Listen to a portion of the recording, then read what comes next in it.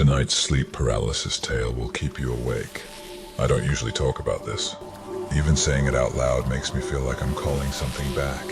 But after what happened last night, I can't stay silent anymore. If you're watching this, just promise me one thing.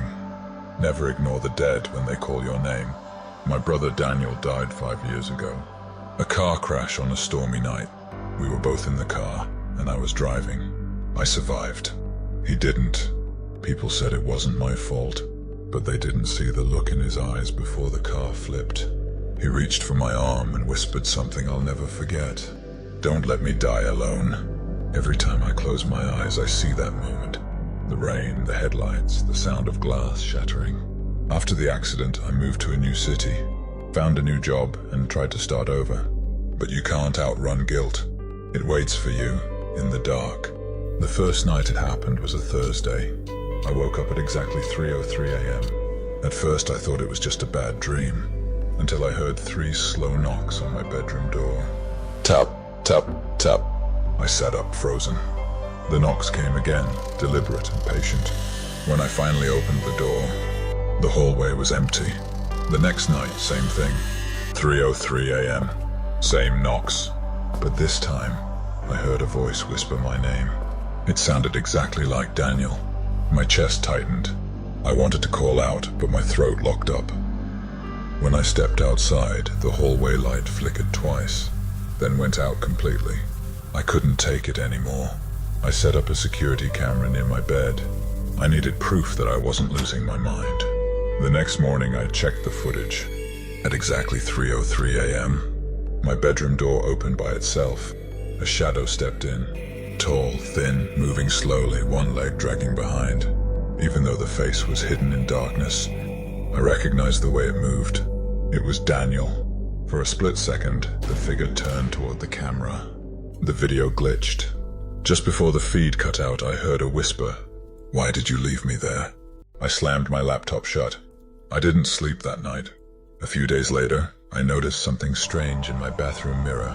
Whenever I walked past it, I saw 2 reflections, mine and someone standing just behind me. But when I turned around, nothing. Each night the second reflection stayed longer. Sometimes it smiled, sometimes it looked sad.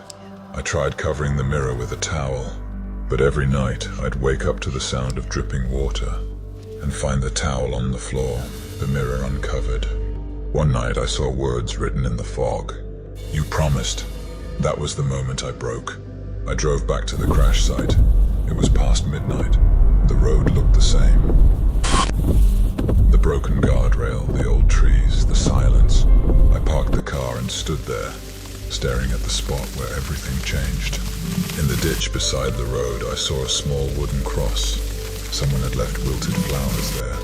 Around the base of the cross, I found something I thought was gone forever. Daniel's bracelet, the same one he wore that night. I picked it up, and suddenly the world went quiet. No wind, no sound, just dead silence. Then my phone vibrated. An unknown number. I answered, and through the static, I heard a whisper, "Come home." That night my apartment felt alive. Every sound echoed wrong. The air was heavy, pressing down on me.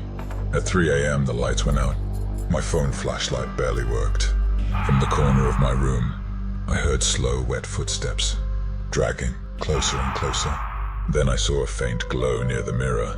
The towel was gone. Inside the glass, Daniel was standing there. His face was pale. His eyes are hollow. He looked straight at me and whispered, "You left me." I couldn't move. My body was frozen.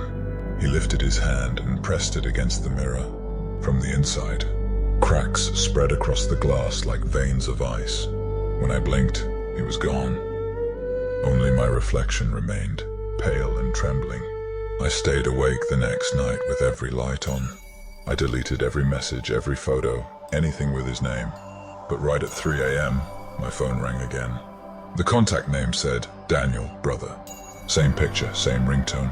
Even though that SIM card had been destroyed years ago. I answered, at first only breathing, then his voice, soft, broken.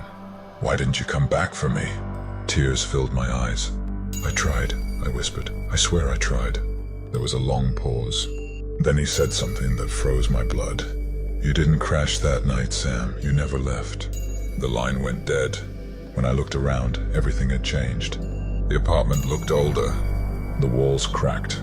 The air is heavy with dust. I wasn't in my room anymore. I was sitting in the driver's seat again. Rain is pounding against the windshield. Headlights in front of me. I turned to my right, and Daniel was sitting there. He looked at me with that same smile and whispered, "It's your turn now." The sound of screeching tires filled my ears, and everything went black. When I opened my eyes, I was in a hospital bed.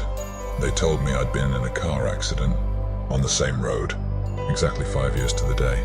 The doctors said I was lucky to survive, but when I looked in the mirror beside my bed, I didn't see myself. I saw Daniel, smiling back, not behind me, instead of me.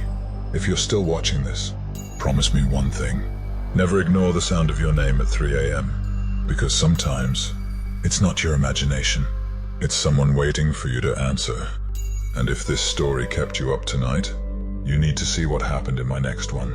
The voices in my basement. That's where everything truly began.